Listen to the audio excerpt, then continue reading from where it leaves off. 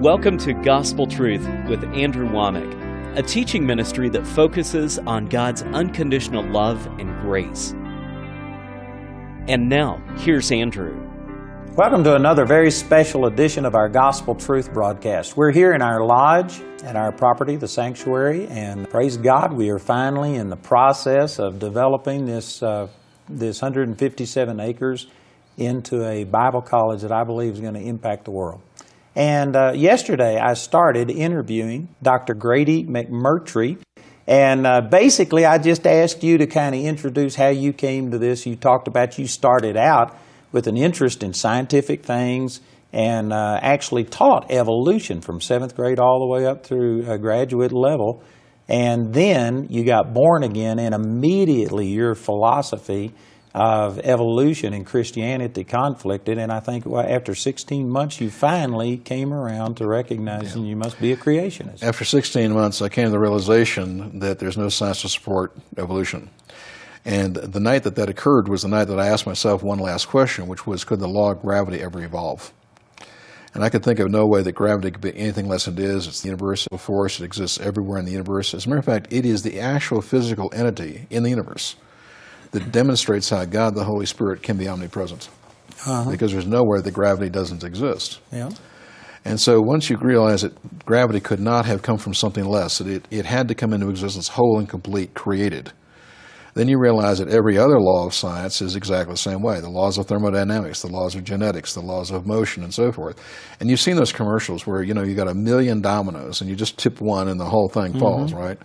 Well, that's what happened, because at that point you realize no natural process is of any value unless it's whole and complete. It could not have evolved from something less. And so it had to be created. And then you take a look at the physical evidence. And I was looking at the physical evidence coming up here yesterday. And thinking to myself, here's all the evidence for the flood you'd ever need to know. Yep. You've got some beautiful, especially lower down elevations here, but you've got some beautifully exposed layers. They're not flat like this, they're like that. And then there's a great place where you see them fold. Yep. And I have pictures from all over the world of folded layers, some of them even into hairpins. Now, you can't bend rock. It'll break, but you can bend mud. And it shows that all those layers were deposited at one time in Noah's flood, folded while they were still wet by tectonic forces, and only after they were folded, those sedimentary layers dried into hard rock. And you've got that evidence just down the road. Yep. That's awesome. We're going to talk about all of these scientific things. That's the reason I brought you on. I'm not discrediting that. But to me, it is so simple. Psalms 19, the heavens declare the glory of God. The firmament shows His handiwork. And I can look at one blade of grass, and you could take all of the collective resources of man, money, knowledge. They can create something that looks like it, but they can't create something that will grow and reproduce. One blade of grass, to me, totally disproves that this stuff could happen accidentally when you could take all this pooled intelligence of man, and you can't create anything alive. Well, we can't. As a matter of fact, though, if you think about it, even if scientists could eventually make a living cell. Now, it is not going to happen. I will absolutely categorically state that. It will not happen. But let us just for a moment pretend. What if at some point scientists were actually able to create a living cell? That would be a huge leap. Well, but what would it prove? It would prove it takes millions and millions of men and women hours of effort, basically unlimited resources to get life. It would prove that creation is true and evolution isn't. I think that's absolutely awesome. So let's get into your teaching here on the waters cleaved. I saw this DVD and I was just astounded as you took these maps that basically removed the water and showed the ocean floor, and you made some tremendous statements through that. Well, and of course also studying the Scripture, because to start with Noah's flood is great, but you also have to look at how God pre-planned everything. If you go to Genesis chapter 1, verses day 1, 2, and 3, and you look at the Hebrew, it says not in the beginning but at. It's specific. It's not nebulous. God, Elohim, created the heavens and the earth was, at the time of its creation, and the many English translations say unformed or formless and void. But the correct Hebrew rendering would be without form or formless or unformed. And a void is empty, blank, or unfilled. And the earth was, at the time of its creation, unformed and unfilled, meaning that God, like a potter, is going to take 6 days to finish the forming and finish the filling. There's darkness, and there's water on the surface of this round ball, and the Holy Spirit is moving, but it's a Hebrew word for brooding, meaning that like a chicken broods an egg. He starts the rotation of the earth on day one, and he's energizing systems. And then on the last thing, on day one, God speaks light into existence, because he doesn't need stars to do it. On day two, it talks about there's a firmament that God is going to make. Now, what happens there is that God actually makes what we'll call an eggshell. And he separates waters above and waters below. There's still water covering the surface. But on day three, you'll notice that he causes the dry land to rise up out of the water, and he gathers the seas. And the word is seas. Seas are shallow. Seas are up to a mile deep. But he causes the water to be gathered into one place, and the dry land appears. Now, if you had looked at the earth from a satellite at the time of creation, you would have seen 40% of the earth's surface dry land with a few islands, but the land would have been in one place. The concept of Pangea, as evolutionists would call it, is biblical. And 60% of the surface would be water. That's the shallow seas. And so what you'd have is a sea in the Pacific, a sea in the Indian Sea, and no Atlantic, because the landmass is fitting together. Well, you know, I've heard this concept of Pangea. But it's a biblical concept. It doesn't belong to the evolutionists. It came from the evolutionists, and so I kind of dismissed it along with everything else. But this is how evolutionists take a truth and then corrupt it. And so the concept of Pangea is a biblical Christian concept. And the separation of Pangea did occur. We'll talk about that. But evolutionists want you to think it's 120 to 200 million years, and I say it's 1. And then I give you the physical evidence to prove it. But the reason during the flood. But exactly, and why I'm mentioning Genesis day 1, 2, 3 is because you have to understand that God, in his total omniscience, knowing ahead of time what he's going to need to have happen later and so forth. On day 3, when that dry land comes out and so forth, remember it talks about the separation of waters above and below. And so in this firmament, God is making what we think of as the earth's crust, but it's more like an eggshell. There is extra moisture in the atmosphere, not a lot more than today, but some, 5, 10, maybe 15%.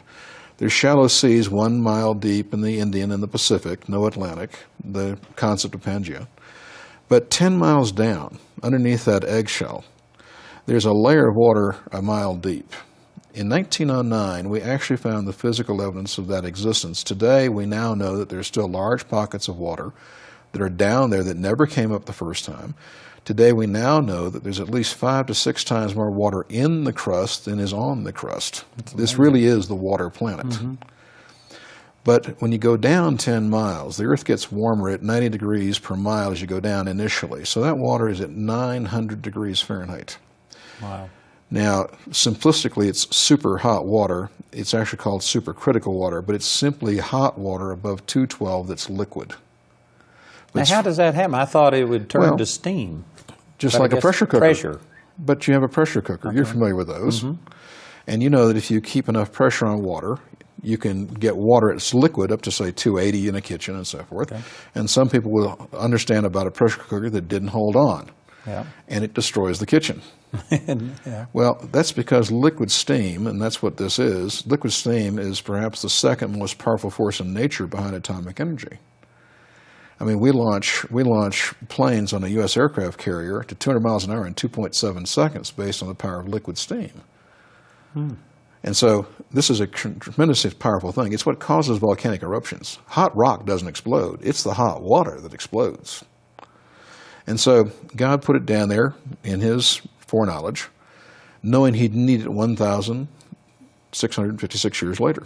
And when he says it's time for the flood, and if you go to Genesis chapter 7, verse 11, what I call the convenience store verse of the Bible, Genesis 7:11, when it says that the fountains of great deep or the springs of waters burst forth or broke open, the actual Hebrew word that is used there is to cleave.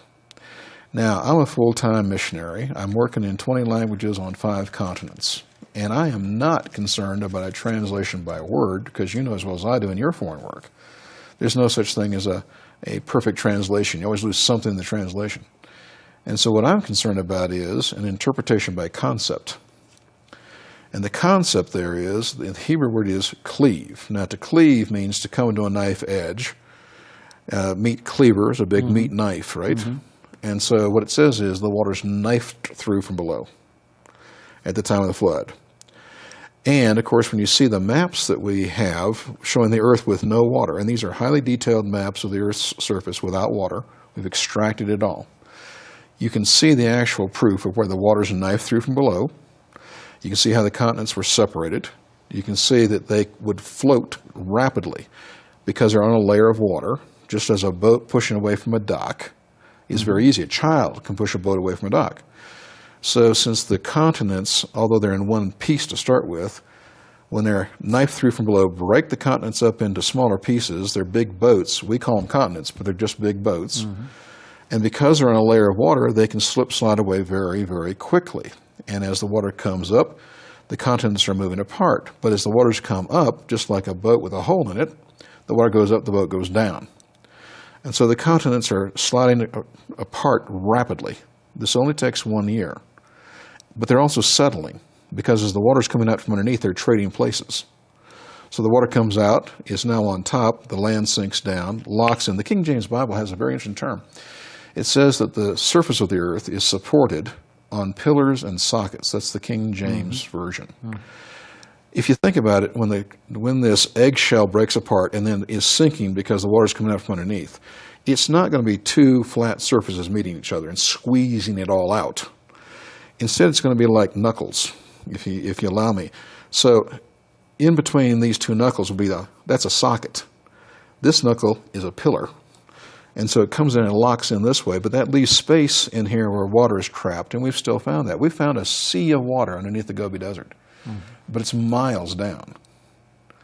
You know, there's enough water below the Gobi if you could dig that far down, but we can't. But if you could dig that far down, you can make the Gobi Desert, a garden. Wow. And so all of these processes are going on, and we have the physical evidence that that's absolutely true. And once the earth is flooded, if you take a look at Psalm 104, you have the chronology of the flood, verses 5 through 9. The earth is flooded, the water stands above the mountains, but these are shallow mountains. It's not like the mountains around here. Scientifically, a mountain only has to be 1,000 feet or more of elevational difference in a local area. So the mountains before the flood were 1, 2, 3, 4, 5,000 feet high, but capable of being covered with 1 mile of water. But that water erodes those mountains that existed from creation of the flood and makes the wet mud layers that are redeposited, the sedimentary rock layers you see around here. Then it says in Psalm 104, verse 7, the waters go away. Verse 8, the mountains rose up, the valleys sank down. Verse 9, God promises he'll never flood the earth again. There's a judgment by fire in 2 Peter, but there won't be another flood. And the mountains that you see around here are the mountains that rose up, verse 8, after the flood. And we see Now all this these is things. verse 8 of what? Psalm 104. Psalm 104. Verses 5 through 9. Psalm 104 is one of the 8 creation psalms. And Psalm 104 is a summary psalm because the first 4 verses summarize the creation week of Genesis chapter 1. Verses 5 through 9 give you the chronology of the flood with a specific detail. This happened, then this happened, then this happened. And so that's a tremendous vindication. Okay, so you're saying that after Noah's flood, there was a lot of volcanic activity that created the massive mountains we have today? Well, the mountains around here are uplifted. That's verse 8. These are uplifted sedimentary layers. But there's a tremendous amount of volcanism as well. When the earth cracks open at the time, allowing the waters cleaving, many people don't realize this, but volcanoes explode because of hot water. And they're not just hot rock. 20 to 70% of the material coming out of a volcano is hot water. That's what caused Mount St. Helens to erupt, Mount Tambora, Krakatoa, Pinatubo. I mean, all these eruptions you might be familiar with of recent time or beyond. Let me just say that on your video on the waters cleaved, you have those things documented, the years and the relative strength of them, and it is really a powerful presentation. Well, thank you. But what happens at the time of the flood, there's not been earthquake and volcanic activity. But once you have an earthquake, once you have a land cracking open, then you have opportunity for hot rock and hot water to come up from below. So initially it's trapped. But when the earth breaks open, the water's knifed through from below, there are volcanoes in Israel, as you know, and the whole Jordan Valley is one volcanic rift. You know, when you're standing on top of the Mount of Beatitudes, you can see Mount Hatim, which is just an extinct volcano to the west. Or if you go up on the Golan Heights, going towards the Syrian border and so forth, you can see several volcanoes. You can see it from Google Earth. I mean, all you got to do is look. And that whole area is very volcanic, and the whole Caesarea Philippi and so forth is where the crack begins, and goes right down the Jordan River, goes down what is now the Red Sea. Now, that wasn't the Jordan River, and it wasn't the Red Sea before the flood, but it is now. And that crack continues out underneath the ocean into the Indian Ocean and goes around the world, breaks off 3 continents from the others. They slide very quickly. And they are then covered by water, covered with wet mud layers. The flood ends. Those layers erode. Others are lifted, folded. And you do have tremendous amount of volcanic activity. And that causes an ice age immediately after the flood as well. And this is also mentioned in the Bible in Job, for instance. So can you show our viewers Yeah, sure. some of these things on your map? Let's take a little look. This was very interesting. Yeah, for instance, you see when God created the earth here, there's extra moisture in the upper atmosphere. On the That's surface, what's represented here in this this is pink. This is extra moisture, just as an illustration. Yep. Then you have the surface, but the surface is like an eggshell. And 40% is dry land and 60% is water surface. But this is an eggshell that's 10 miles deep. Then this is an exaggerated view. It's obviously not to scale. You couldn't see it.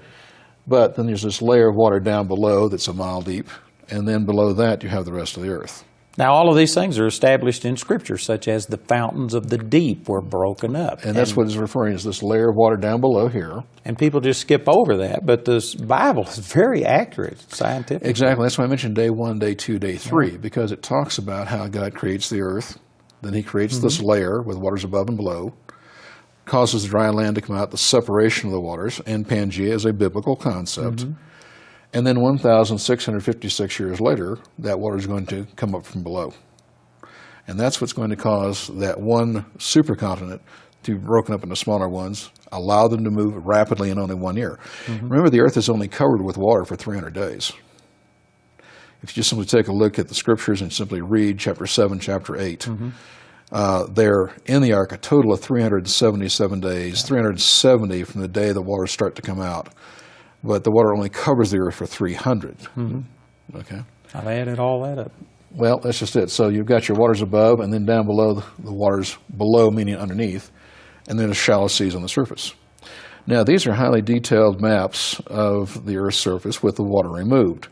Now, for instance, I live in Florida, in Orlando, but here's the Mississippi River, and at the mouth of the Mississippi, there's only 4,500 years worth of mud. Notice that the Gulf of Mexico is a big empty hole in the ground. This is not feet, that's meters there. So this is 3.8 kilometers down, a little over 2 miles. So you've got a big empty hole in the ground with a flat sand surface at the bottom, and only 4,500 years worth of mud. Now, if the Mississippi were millions of years old, then the entire Gulf of Mexico would be filled in. I mean, this is one of the simplest and easiest ways to see the Earth is young, and evolution are lying. And you've also it's old. You've also made that point that every major river in the world is Every the major river in the exact world. same thing. And we can see that. Now, I do missionary work in Brazil every year. And here's Brazil. Now, this is northern Brazil. Here's the Amazon River. There's only 4,500 years worth of mud at the mouth of the Amazon. And So that would be right in here. And there's a flat sand bottom right up against the continent on both sides. Now, evolutionists talk about Pangea. Everybody in school has seen that the continents do sort of kind of look like they'd fit together. But you have to ask yourself a question. If you want to know how well they did or did not fit together, would you look at where sea level is today, where they look sort of kind of like, particularly South America and Africa? I mean, everybody can see that. But would you want to look there, or would you want to take a look at the edge of the continent? Well, you don't want to look at where sea level is. You want to take a look at the edge of the continent. That's the edge of the continental shelf. Now, today, the continental shelves are underwater, but at one time, they were dry land. And when you take a look at the entire Atlantic here, you'll notice, for instance, and I'll go back for just a second, if you take a look at the Gulf of Mexico, here's a big wide continental shelf on the west coast of Florida. It's over 100 miles wide. If you go down to South America, to Argentina, you have a continental shelf that's 200 miles wide off of Argentina. And you'll notice that at the edge of the continental shelf, it's not a sawtooth like it is at sea level. Right. It's a nice smooth V. And if you take a look at the Brazil area, you have an in, out that fits the in, out in Africa, and this nice smooth V here. There's only 4,500 years worth of mud at the mouth of the Congo River. And if you could see this in an actual round globe, because on a flat surface there's distortion at the top and bottom, but if you could see this in a round globe, you would actually see that the continental shelf of Greenland perfectly, and I mean perfectly, fits the continental shelf of Norway. It's like two pieces of a jigsaw puzzle. And you'll see this crack going up the middle here. Now, this is where you have the eruption of hot rock and hot water. The water's cleaving from below. You see it fits the general shape of the continents. You can see it clearly goes like this, which is what you'd expect if something knifes through from below. You'd expect it to go like that. And you'll see here stretch marks. Now, stretch marks only happen when you have something happen fast, like pregnancy, 9 months. Yeah, I'm familiar with those. Not for myself, but my wife. Yeah, any husband's seen them, I think, if they've had children. But we have these stretch marks showing that this all happened fast. Excuse me, what does a stretch mark mean in geological terms? How does that Again, mean rapid fast? moving.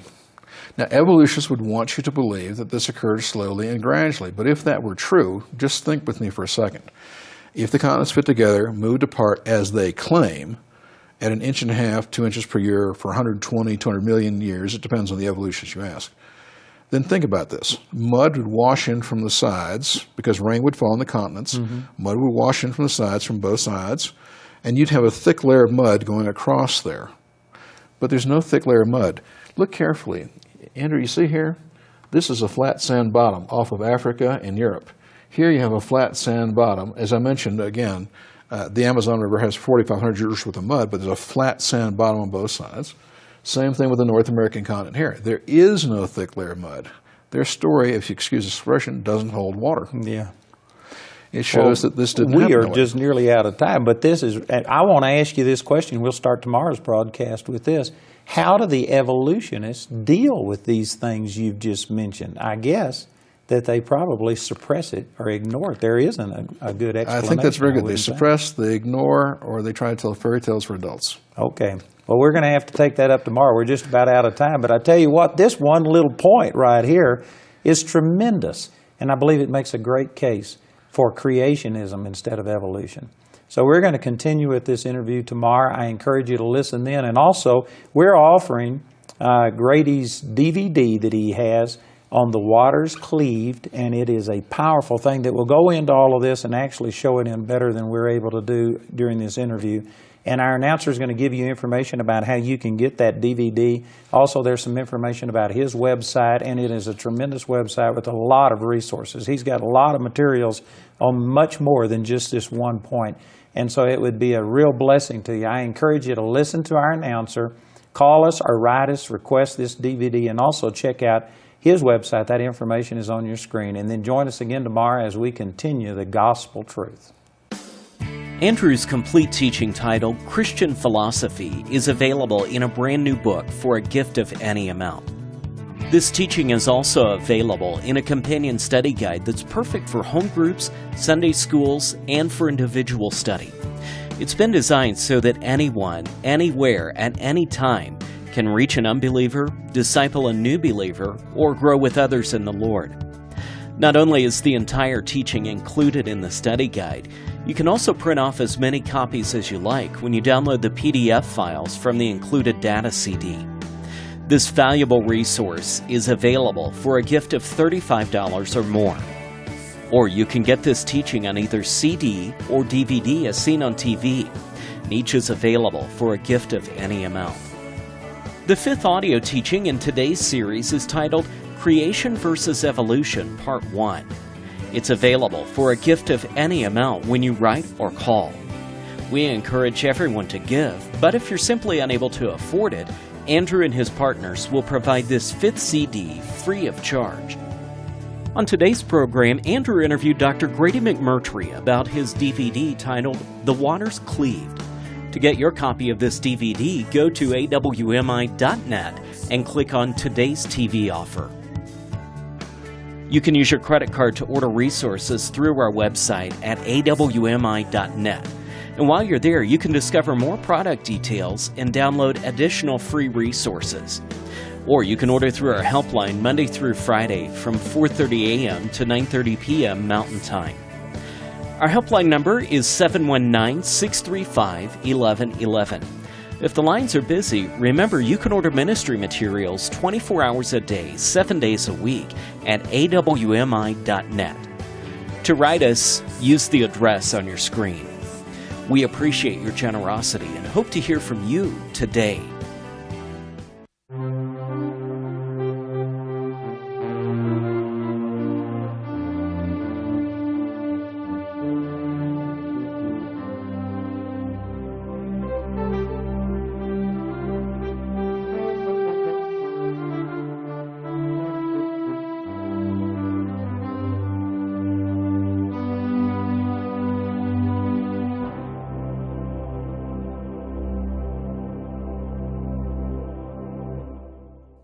Are you satisfied with your life? How about your relationship with God? Is it as strong as you'd like it to be? Well, maybe it's time for a change. 5 ways to change your life with Charis Bible College. Day school, night school, extension schools, online, and correspondence school. Since 1994, Charis Bible College has been in the business of changing lives. Changing the lives of students from ages 18 to 88. All walks of life with one common goal, one common belief, one common truth, and it's Jesus Christ. Nobody teaches like this here. You know why? Because they teach you to know Jesus. At CBC, you'll discover your gifting and purpose. Become equipped with practical knowledge and first-hand ministry experience, and be transformed by the almost too good to be true news of God's unconditional love and grace. Day students enjoy direct interaction with staff and faculty, as well as adjunct and elective instructors in a live classroom setting, while night school students participate in both live and recorded DVD instruction in a smaller, more intimate setting. If you can't attend classes at our main campus in Colorado Springs, don't despair. You can still attend CBC at any of our many extension schools located literally around the world. Perhaps CBC's online school is more suited to your schedule or location. Learn in the comfort of your own home, workplace, or even your local coffee shop, working with a Charis Bible College online facilitator. If you don't have a computer or access to the internet, you can take advantage of our CBC correspondence classes. Begin when you're ready. Study at your own pace. 5 ways to change your life. Check us out right now at charisbiblecollege.org. Change your life and change the world.